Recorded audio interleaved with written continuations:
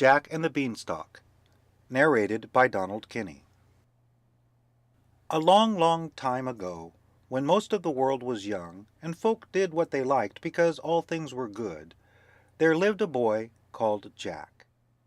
His father was bedridden, and his mother, a good soul, was busy early morns and late eyes planning and placing how to support her sick husband and her young son by selling the milk and butter which Milky White, the beautiful cow, gave them without stint. For it was summer time, but winter came on, the herbs of the fields took refuge from the frosts in the warm earth, and though his mother sent Jack to gather what fodder he could get in the hedgerows, he came back, as often as not, with a very empty sack.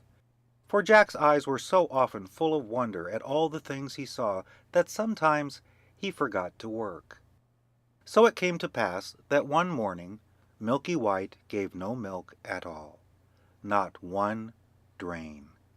Then the good, hard-working mother threw her apron over her head and sobbed, "What shall we do? What shall we do?"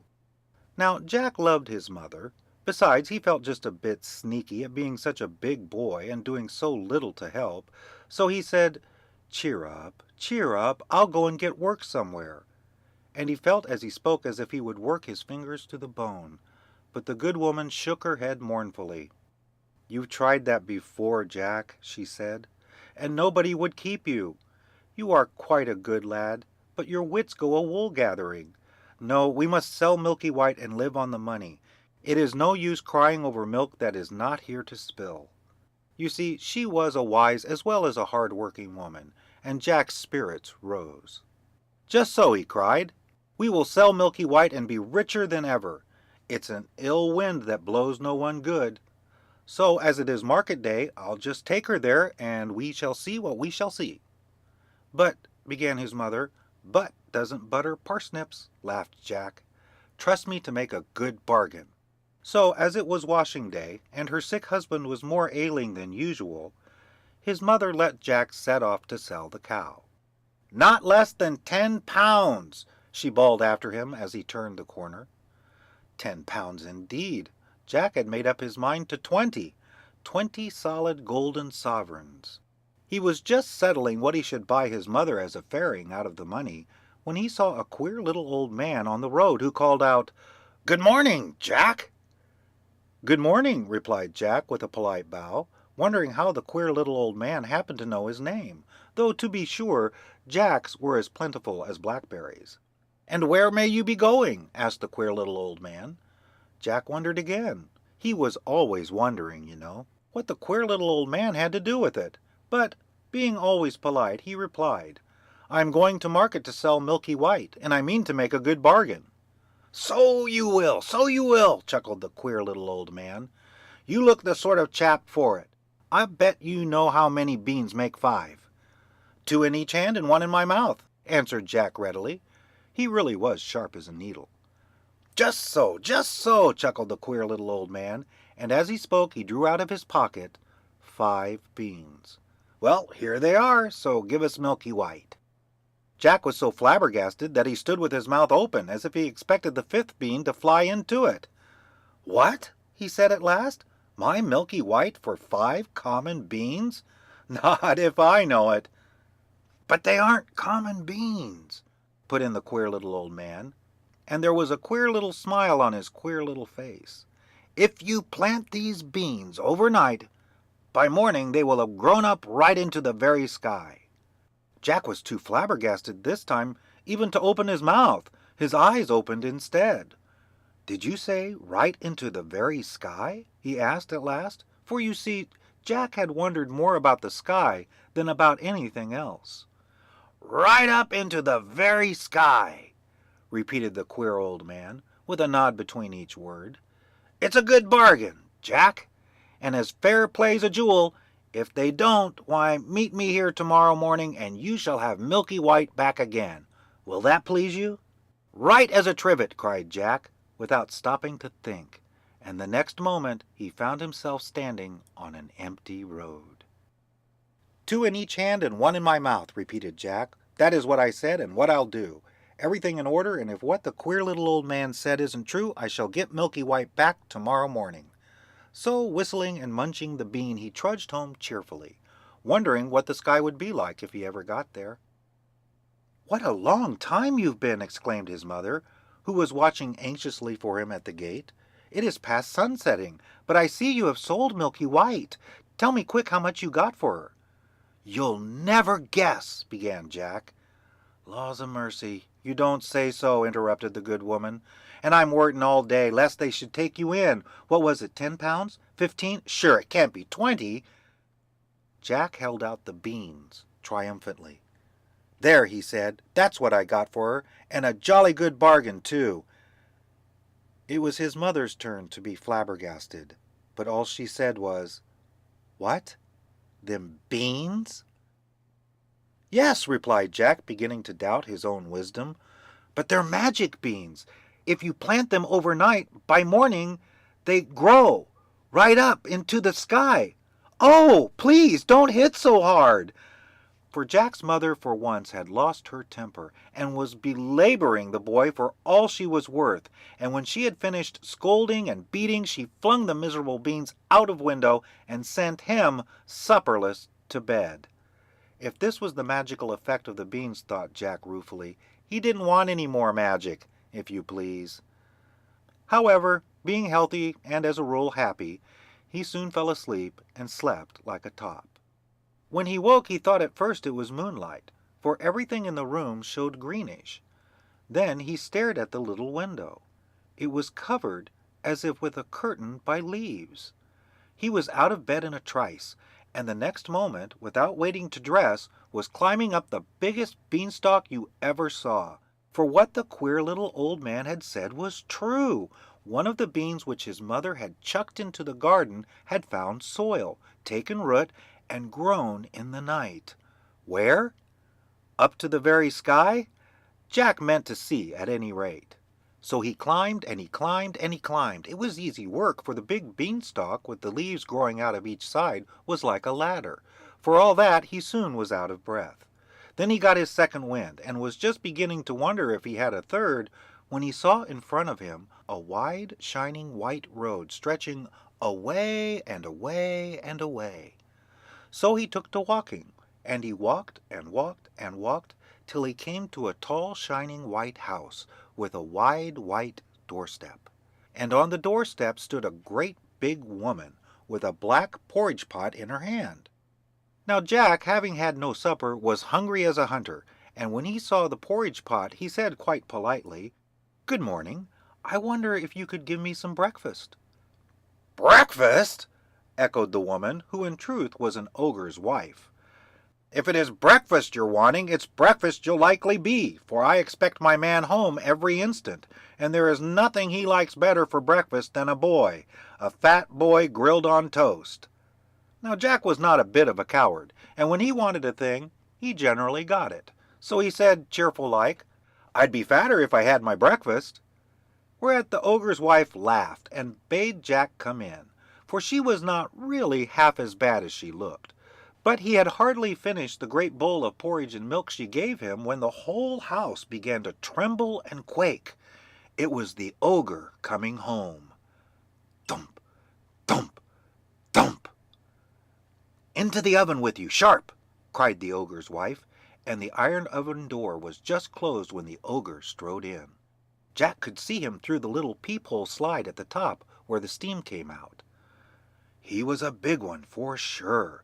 He had 3 sheep strung to his belt, and these he threw down on the table. "Here, wife," he cried, "roast me these snippets for breakfast. They are all I've been able to get this morning. Worse luck. I hope the oven's hot." And he went to touch the handle while Jack burst out all of a sweat, wondering what would happen next. "Roast?" echoed the ogre's wife. "Pooh! The little things would dry to cinders. Better boil them." So she set to boil them, but the ogre began sniffing about the room. "They don't smell mutton meat," he growled. Then he frowned horribly and began the real ogre's rhyme. "Fee, fi, fo, fum, I smell the blood of an Englishman. Be he alive or be he dead, I'll grind his bones to make my bread." "Don't be silly," said his wife. It's the bones of the little boy you had for supper that I'm boiling down for soup. Come, eat your breakfast. There's a good ogre." So the ogre ate his 3 sheep, and when he had done, he went to a big oaken chest and took out 3 big bags of golden pieces. These he put on the table and began to count their contents while his wife cleared away the breakfast things. And by, his head began to nod, and at last he began to snore, and snored so loud that the whole house shook. Then Jack nipped out of the oven and, seizing one of the bags of gold, crept away and ran along the straight, wide, shining white road as fast as his legs would carry him till he came to the beanstalk. He couldn't climb down it with the bag of gold, it was so heavy. So he just flung his burden down first and helter-skelter climbed after it. And when he came to the bottom, there was his mother picking up gold pieces out of the garden as fast as she could. For, of course, the bag had burst. "Laws mercy," she says, "wherever have you been?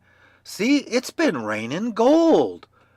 "No, it hasn't," began Jack. "I climbed up—" Then he turned to look for the beanstalk. But lo and behold, it wasn't there at all. So he knew then it was all real magic.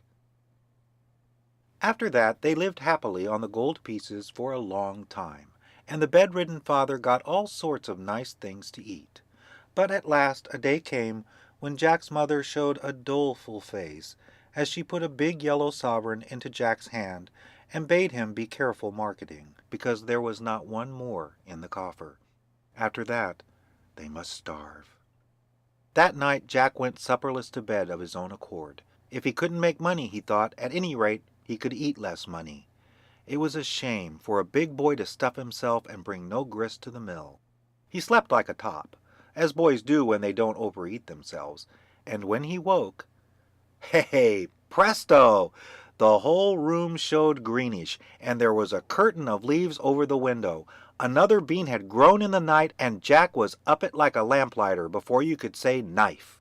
This time he didn't take nearly so long climbing until he reached the straight, wide, white road, and in a trice he found himself before the tall, white house, where on the wide, white steps the ogre's wife was standing with the black porridge pot in her hand. And this time Jack was as bold as brass. "Good morning. I've come to ask you for breakfast, for I've had no supper, and I'm hungry as a hunter." "Go away, bad boy," replied the ogre's wife. "Last time I gave a boy breakfast, my man missed a whole bag of gold. I believe you are the same boy." "Maybe I am, maybe I'm not," said Jack with a laugh. "I'll tell you true when I've had my breakfast, but not till then." So the ogre's wife, who was dreadfully curious, gave him a big bowl full of porridge, but before he had half finished it, he heard the ogre coming. Thump! Thump! Thump! "In with you to the oven," shrieked the ogre's wife. "You shall tell me when he has gone to sleep." This time Jack saw through the steam peephole that the ogre had 3 fat calves strung to his belt. "Better luck today, wife," he cried, and his voice shook the house. "Quick, roast these trifles for my breakfast. I hope the oven's hot." And he went to feel the handle of the door, but his wife cried out sharply, "Roast? Why, you'd have to wait hours before they were done. I'll broil them. See how bright the fire is?" "Hm," growled the ogre, and then he began sniffing and calling out, "Fee-fi-fo-fum, I smell the blood of an Englishman. Be he alive or be he dead, I'll grind his bones to make my bread." "Twaddle," said the ogre's wife. "It's only the bones of the boy you had last week that I've put into the pig bucket." "Hm," said the ogre harshly, but he ate the broiled calves and then said to his wife, "Bring me my hen that lays the magic eggs. I want to see gold." So the ogre's wife brought him a great big black hen with a shiny red comb. She plumped it down on the table and took away the breakfast things. Then the ogre said to the hen, "Lay!" And it promptly laid, what do you think? A beautiful, shiny, yellow, golden egg. "None so dusty, Henny Penny," laughed the ogre. "I shan't have to beg as long as I've got you." Then he said, "Lay!" once more, and lo and behold, there was another beautiful shiny yellow golden egg. Jack could hardly believe his eyes, and made up his mind that he would have that hen, come what might. So when the ogre began to doze, he just out like a flash from the oven, seized the hen, and ran for his life. But you see, he reckoned without his prize, for hens, you know, always cackle when they leave their nests after laying an egg, and this one set up such a scrawing that it woke the ogre. "Where's my hen?" he shouted, and his wife came rushing in, and they both rushed to the door, but Jack had got the better of them by a good start, and all they could see was a little figure right away down the wide white road, holding a big scrawling, cackling, fluttering black hen by the legs. How Jack got down the beanstalk he never knew. It was all wings and leaves and feathers and cacklings, but get down he did, and there was his mother wondering if the sky was going to fall. But the moment Jack touched ground he called out, "Lay!" and the black hen ceased cackling and laid a great big shiny yellow golden egg. So everyone was satisfied, and from that moment everybody had everything that money could buy, for whenever they wanted anything they just said, "Lay!" and the black hen provided them with gold. But Jack began to wonder if he couldn't find something else besides money in the sky. So one fine moonlit midsummer night he refused his supper, and before he went to bed stole out to the garden with a big watering can and watered the ground under his window. For, thought he, there must be 2 more beans somewhere, and perhaps it is too dry for them to grow. Then he slept like a top. And lo and behold, when he woke, there was the green light shimmering through his room, and there he was in an instant on the beanstalk, climbing, climbing, climbing for all he was worth. But this time he knew better than to ask for his breakfast, for the ogre's wife would be sure to recognize him. So he just hid in some bushes beside the great white house, till he saw her in the scullery, and then he slipped out and hid himself in the copper, for he knew she would be sure to look in the oven first thing. And by he heard thump, thump, thump, and peeping through a crack in the copper lid, he could see the ogre stalk in with 3 huge oxen strung at his belt. But this time no sooner had the ogre got into the house than he began shouting, "Fee, fi, fo, fum, I smell the blood of an Englishman. Be he alive or be he dead, I'll grind his bones to make my bread." For you see, the copper lid didn't fit tight like the oven door, and ogres have noses like a dog's for scent. "Well, I declare, so do I!" exclaimed the ogre's wife. "It will be that horrid boy who stole the bag of gold and the hen. If so, he's hid in the oven." But when she opened the door, lo and behold, Jack wasn't there, only some joints of meat roasting and sizzling away. Then she laughed and said, "You and me be fools for sure. Why, it's the boy you caught last night as I was getting ready for your breakfast. Yes, we be fools to take dead meat for live flesh. So eat your breakfast, there's a good ogre." But the ogre, though he enjoyed roast boy very much, wasn't satisfied, and every now and then he would burst out with "Fee, fi, fo, fum," and get up and search the cupboards, keeping Jack in a fever of fear lest he should think of the copper. But he didn't, and when he had finished his breakfast he called out to his wife, "Bring me my magic harp. I want to be amused." So she brought out a little harp and put it on the table, and the ogre leant back in his chair and said lazily, "Sing." And lo and behold, the harp began to sing. If you want to know what it sang about, why, it sang about everything, and it sang so beautifully that Jack forgot to be frightened, and the ogre forgot to think of fee, fi, fo, fum, and fell asleep and did not snore. Then Jack stole out of the copper like a mouse, and crept hands and knees to the table, raised himself up ever so softly, and laid hold of the magic harp, for he was determined to have it. But no sooner had he touched it than it cried out quite loud, "Master! Master!" So the ogre woke, saw Jack making off, and rushed after him. My goodness, it was a race. Jack was nimble, but the ogre's stride was twice as long. So though Jack turned and twisted and doubled like a hare, yet at last when he got to the beanstalk, the ogre was not a dozen yards behind him. There wasn't time to think, so Jack just flung himself onto the stalk and began to go down as fast as he could, while the harp kept calling, "Master! Master!" at the very top of its voice. He had only got down about a quarter of the way when there was the most awful lurch you can think of, and Jack nearly fell off the beanstalk. It was the ogre beginning to climb down, and his weight made the stalk sway like a tree in a storm. Then Jack knew it was life or death, and he climbed down faster and faster, and as he climbed he shouted, "Mother! Mother! Bring an axe! Bring an axe!"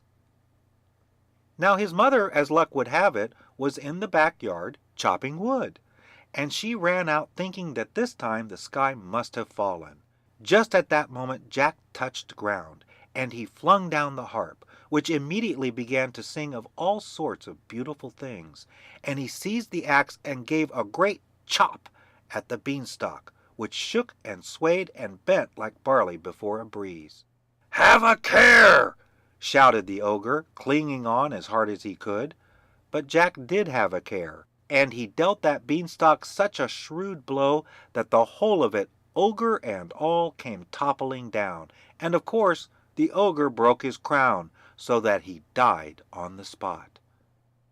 After that everyone was quite happy, for they had gold to spare, and if the bedridden father was dull, Jack just brought out the harp and said, "Sing," and lo and behold, it sang about everything under the sun. So Jack ceased wandering so much, and became quite a useful person. And the last bean still hasn't grown yet. It is still in the garden. I wonder if it will ever grow, and what little child will climb its beanstalk into the sky, and what will that child find? Goodness me!